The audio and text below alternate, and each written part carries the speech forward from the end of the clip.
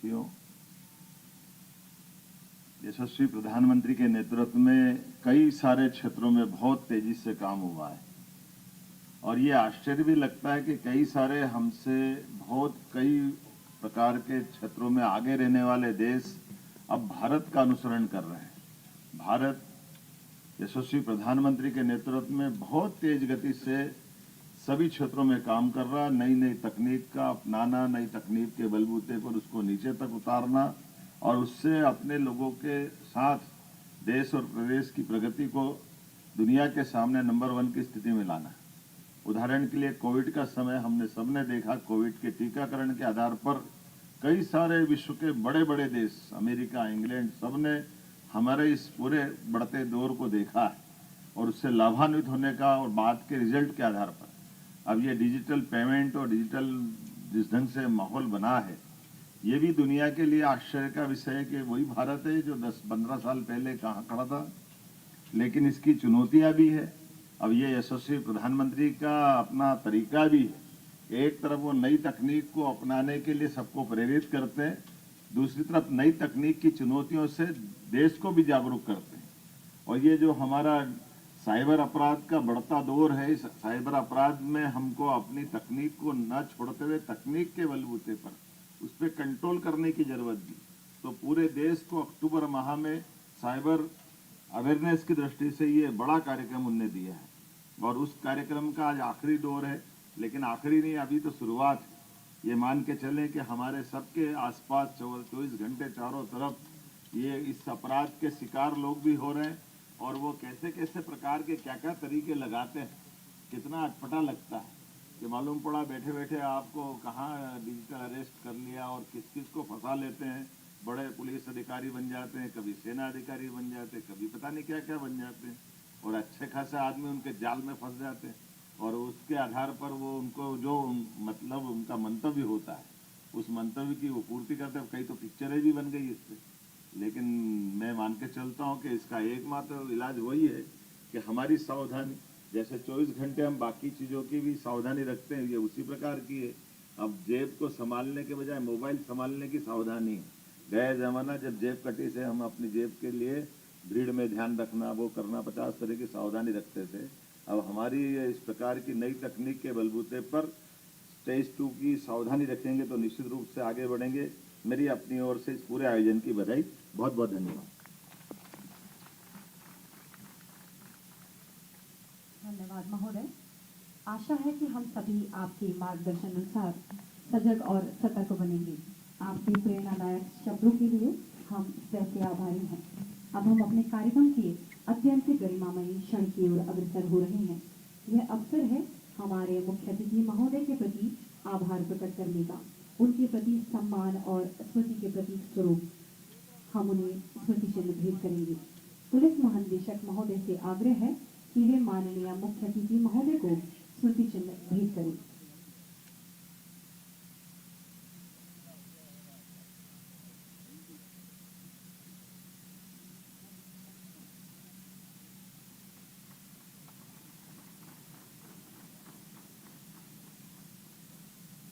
आदरणीय ए साई मनोहर जी एमजी गुप्तवार्ता महोदय से विधायक दक्षिण पश्चिम भोपाल श्री भगवान दास सबनानी जी को स्मृति चिन्ह भेंट करने हेतु सादर आग्रह।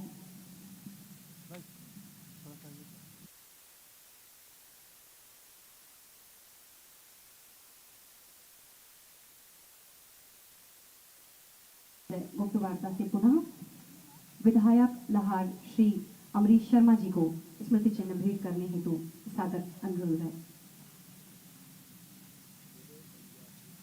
यह स्मृति चिन्ह हमारी ओर से उस अमूल्य सहयोग और प्रेरणा के प्रति आभार का प्रतीक है जो हमें आप सभी से प्राप्त हुआ है। आज के इस सफल आयोजन से जुड़े सभी गणमान्य अतिथि, अधिकारियों और प्रतिभागियों के प्रति धन्यवाद ज्ञापन हेतु आदरणीय पुलिस महानिदेशक महोदय से पुनः सादर आग्रह।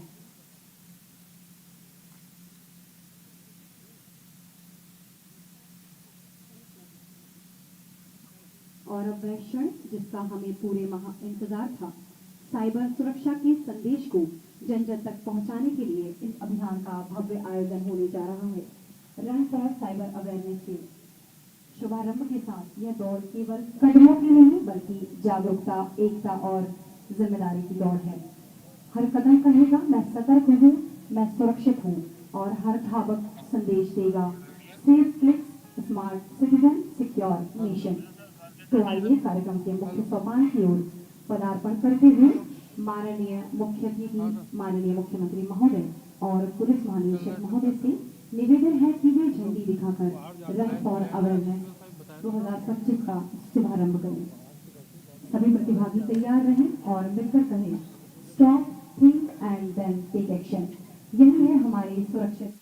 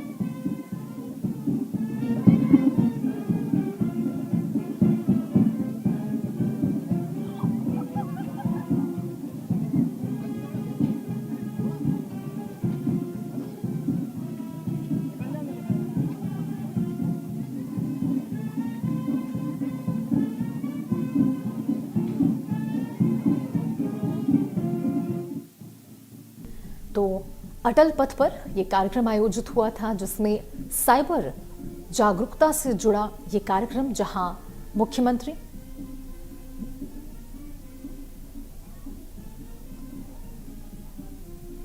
तो भोपाल से ये लाइव तस्वीरें आप देख रहे हैं जहां मुख्यमंत्री डॉक्टर मोहन यादव का संबोधन हुआ और अपराध के डर से डिजिटल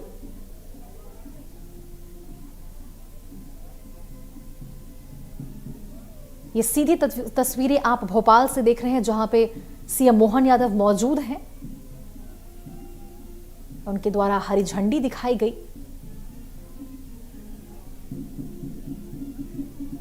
तो सीधे आप भोपाल से सीएम मोहन यादव को लाइव देख रहे हैं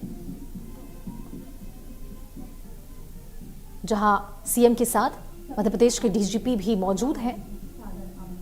साइबर अवेयरनेस से बढ़ेगी डिजिटल सुरक्षा, ऐसा सीएम ने कहा। अपराध के डर से डिजिटल पीछे नहीं हट सकते। तो इस साइबर जागरूकता कार्यक्रम में सीएम मोहन यादव मौजूद हैं। भोपाल से सीधी तस्वीरें आप देख रहे हैं।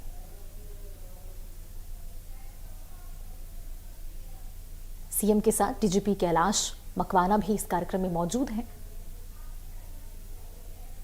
तो साइबर अवेयरनेस को लेकर यह कार्यक्रम जहां पे सीएम मोहन यादव साथ ही अन्य गणमान्य भी उनके साथ मौजूद हैं। तो अटल पथ पर यह कार्यक्रम का आयोजन किया गया है जहां पे सीएम मोहन यादव मौजूद हैं। उन्होंने लोगों को संबोधित किया। साइबर जागरूकता को लेकर सुनिए सीएम क्या कह रहे हैं।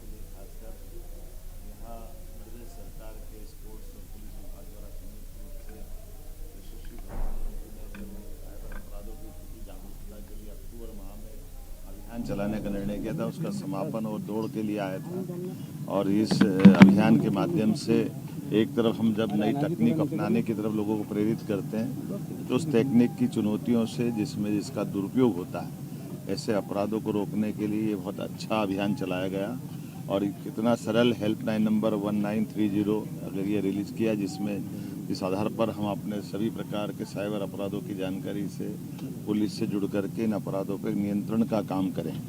मेरी अपनी ओर से माननीय प्रधानमंत्री जी का भी आभार, मध्य प्रदेश पुलिस के माध्यम से जनता को ये सुविधा और सौगात दी गई, इस बात की बधाई। मैं बिहार जा रहे हैं दौरे पर। बिहार जा ही रहना। सर राहुल जी भी आज एक मिनट।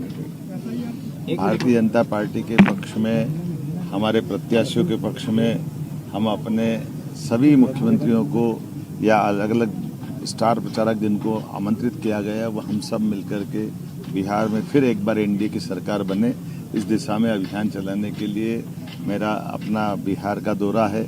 और जिस प्रकार से बिहार का हजारों साल पहले से हमारा मध्य प्रदेश से संबंध है, हमारे यहीं से अशोक 2200 साल पहले यहाँ से युवराज बन करके सम्राट बनने बाद में बिहार गए, पाटलिपुत्र में सम्राट बने और अशोक का सुशासन दुनिया ने देखा है। राजा भोज के काल में भी भोजपुरी वहाँ गई और परमार वंश के शासकों ने बिहार और मध्य प्रदेश के संबंध को समृद्ध किया।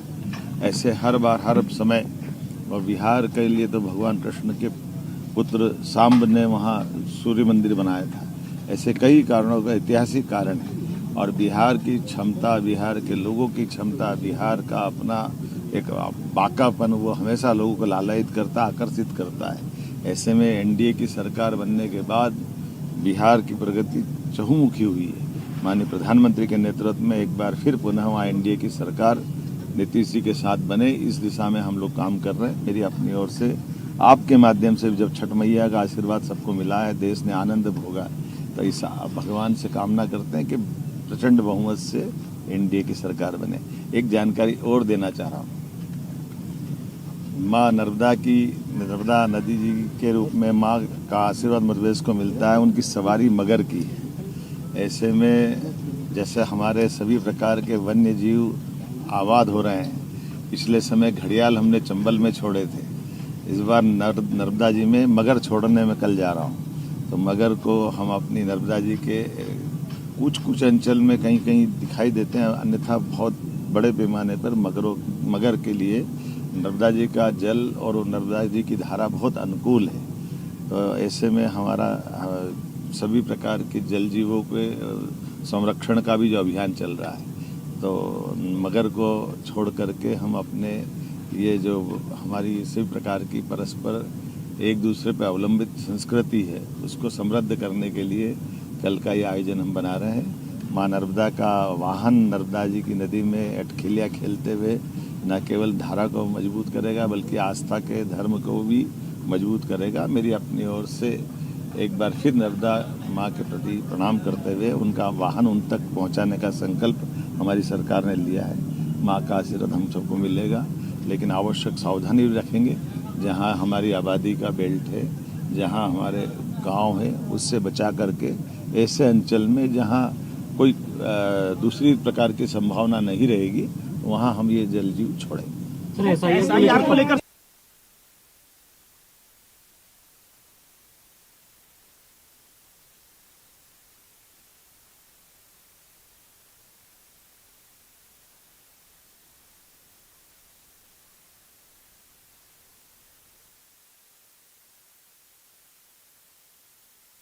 जिसमें सीएम मोहन यादव ने शिरकत की, वहां उन्होंने बताया कि किस प्रकार से